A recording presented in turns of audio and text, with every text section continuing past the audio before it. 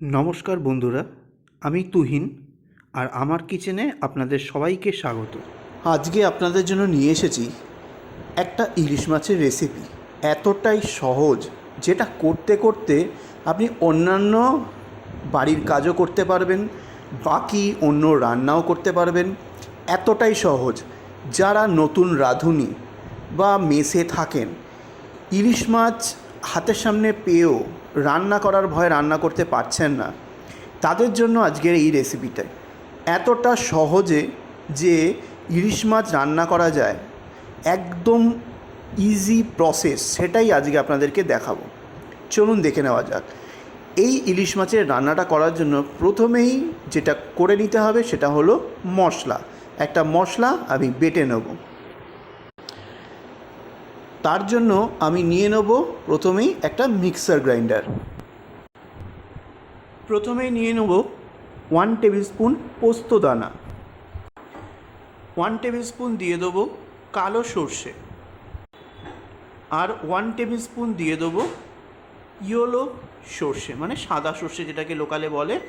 দিয়ে এটা মিক্সিতে একবার ঘুরিয়ে নেব যাতে ড্রাই গ্রাইন্ড হয়ে যায়। তবে তার আগে আমি এখানে অ্যাড করে দেবো 1/4 চা চামচ পরিমাণে নুন।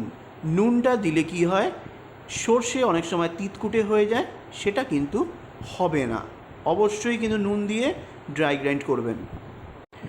দেখুন আমি ড্রাই গ্রাইন্ড করে নিয়েছি। এইবার এর মধ্যে দিয়ে দেবো কাঁচা লঙ্কা, কিন্তু সেটা লাল লাল পাকা কাঁচা লঙ্কা, এতে কালারটা অপূর্ব আসবে।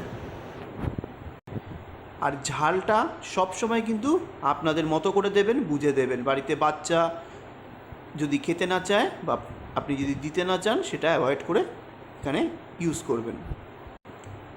এইবার পরিমাণ মতো জল দিয়ে একটা স্মুথ পেস্ট তৈরি করে নেব। দেখুন স্মুথ পেস্ট একেবারে রেডি। অত্যাধিক ঘনও না, অত্যাধিক পাতলাও না, এইরকম মিডিয়াম থিক গ্রেভি করতে হবে, মানে স্মুথ পেস্টটা বানাতে হবে। এইবার নিয়ে নেব একটা কড়াই, কারণ যে কড়াইয়ে আমরা রান্না করব সেই কড়াইতেই আমি পুরো প্রসেসিংটা দেখাবো। আপনার ম্যারিনেশন থেকে শুরু করে রান্না পুরোটাই একটা কড়াইয়ে হয়ে যাবে। অত্যাধিক বাসনও মারতে হবে না, ইজিভাবে। যারা ব্যাচেলার্স আছে, যারা মেসে থাকেন, চাকরি সূত্রে বাইরে থাকেন বা অ্যাব্রডে থাকেন, তাদের জন্য একদম ইজিয়েস্ট ওয়েতে আজকে আমি ইলিশ মাছের কড়াই পাতুরি দেখিয়ে দেবো। এতটাই সুস্বাদু হয়, জীবনে ভুলবেন না এই রেসিপিটা করলে। কারা কারা এইভাবে এই পদ্ধতিতে বানিয়ে এর আগে খেয়েছেন অবশ্যই কিন্তু কমেন্ট করে জানাবেন। আর কমেন্ট আপনারা করলে আমি কিন্তু প্রচণ্ড উৎসাহ পাবো পরের রেসিপিগুলো দিতে। আমি কিন্তু আপনাদের দ্বারাই উৎসাহিত হই ভালো ভালো রেসিপি দেওয়ার জন্য। আর রেসিপিটা যদি ভালো লাগে অবশ্যই সাবস্ক্রাইব করে বেল আইকন ক্লিক করে অল বাটনটা ক্লিক করতে ভুলবেন না যেন। এইবার কড়াইয়ের মধ্যে প্রথমে আমি যেটা দেব, প্রথমেই দিয়ে দেবো 5 টেবিল স্পুন পরিমাণে টক দই, বা 1/4 কাপ পরিমাণে টক দই দিতে পারেন। এরপরে দিয়ে দেবো যে পেস্টটা বানিয়েছি সর্ষের, সেই পেস্টটা। এরপর এখানে দিয়ে দেবো 1/4 চা চামচ পরিমাণে কাশ্মীরি রেড চিলি পাউডার, 1/4 চা চামচ পরিমাণে দিয়ে দেবো হলুদের গুঁড়ো। এই কাশ্মীরি রেড চিলি পাউডার আর হলুদের গুঁড়ো এই দুটো দিলে কি হবে, দুটোর মিশ্রণে একটা উজ্জ্বল সুন্দর সোনালি কালার আসবে, মানে গোল্ডেন কালার। তার জন্য আমি সবসময় ইউজ করি এইভাবেই। তারপরে দিয়ে দেবো স্বাদ অনুযায়ী নুন। মাথায় রাখবেন সর্ষের পেস্টের সময় কিন্তু 1/4 চা চামচ নুন কিন্তু দেওয়া ছিল। এরপর একটা হ্যান্ড বিটারের সাহায্যে এই সব ইনগ্রেডিয়েন্টগুলোকে একসাথে ফেটিয়ে নেবো, মিক্স করে নেবো। ভালো করে ফেটিয়ে নিতে হবে। ভালো করে যখন দেখবেন সব সর্ষে, পোস্ত আর যত মশলা আছে, দই আছে, মিক্স হয়ে গেছে, তখন এর মধ্যে দিয়ে দেবো পরিমাণ মতো কাঁচা সর্ষের তেল। এখানে আপনারা ততটাই সর্ষের তেল দেবেন যতটা আপনারা খেতে পছন্দ করবেন, কারণ এই সর্ষে প্লাস সর্ষের তেলের ঝাঁজ প্লাস লঙ্কা মারাত্মক হয়, তাই বুঝে শুনে অ্যাড করবেন। আমি এখানে 4 থেকে 5 টেবিল স্পুন পরিমাণে সর্ষের তেল দিয়েছি। দিয়ে আবারও একবার ভালো করে মিক্স করে নেব হ্যান্ড বিটারের সাহায্যে। তারপরে এর মধ্যে অ্যাড করে দেবো কাঁচা ইলিশ মাছগুলো, ভালো করে জল ঝরিয়ে নিয়েছিলাম ধুয়ে। এইবার দিয়ে দেবো এখানে 4 পিস গাদা পেটি করে আছে আর একটা লেজা দিয়ে দিলাম। এইবার ভালো করে হাত দিয়ে ইলিশটার সঙ্গে সব মশলাকে মাখিয়ে নিতে হবে যাতে ভালো করে কোট হয়।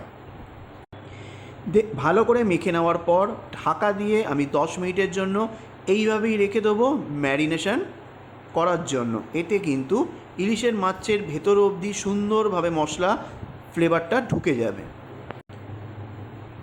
দেখুন ঠিক 10 মিনিট পর ফিরে এসেছি। এইবার এই গ্রেভির মধ্যে 2টো চেরা কাঁচা লঙ্কা দিয়ে দেবো, দিয়ে এই ঢাকনা সহই একদম ডাইরেক্ট গ্যাস ওভেনে বসিয়ে দেবো। দেখুন আমি গ্যাস ওভেনে বসিয়ে দিয়েছি ঠিক হাই ফ্লেমে। প্রথম 5 মিনিট হাই ফ্লেমে ফুটিয়ে নেবেন। যখন দেখবেন গ্রেভিতে বলক এসে গেছে, টকবক করে ফুটছে, তখনই ফ্লেমটাকে লোতে রেখে ঠিক 15 মিনিটের জন্য দমে এটাকে কুক করে নিতে হবে। ঠিক 15 মিনিটের মাঝখানে 10 মিনিটের মাথায় আমি ঢাকনাটা একবার খুলে নিলাম, নিয়ে একটু খুন্তি দিয়ে ভালো করে তলাটা একটু নাড়াচাড়া করে দিলাম। যদি কখনো মনে হয় যে একটু তলা লেগে যাচ্ছে, একটু নাড়াচাড়া করে দিতে হবে। আবার ঢাকা দিয়ে রেখে দেবো। দেখুন টোটাল 15 মিনিট হয়ে গেছে। এইবার ঢাকনাটা আমি তুলে নিলাম। ফাইনাল টেক্সচার এসে গেছে। অপূর্ব স্বাদ, অপূর্ব গন্ধের এই ইলিশ অবশ্যই একবার রান্না করতে হবে। সর্বশেষে একটু কাঁচা সর্ষের তেল ছড়িয়ে দিয়ে একদম গরম গরম ভাতে খেতে বসে যান। রেডি হয়ে গেল আমাদের কড়াইতেই ইলিশ ভাপা পাতুরি বা কড়াই পাতুরি। রেসিপিটা কেমন লাগলো অবশ্যই জানাবেন কমেন্ট করে, বন্ধুদের সঙ্গে শেয়ার করে দেবেন।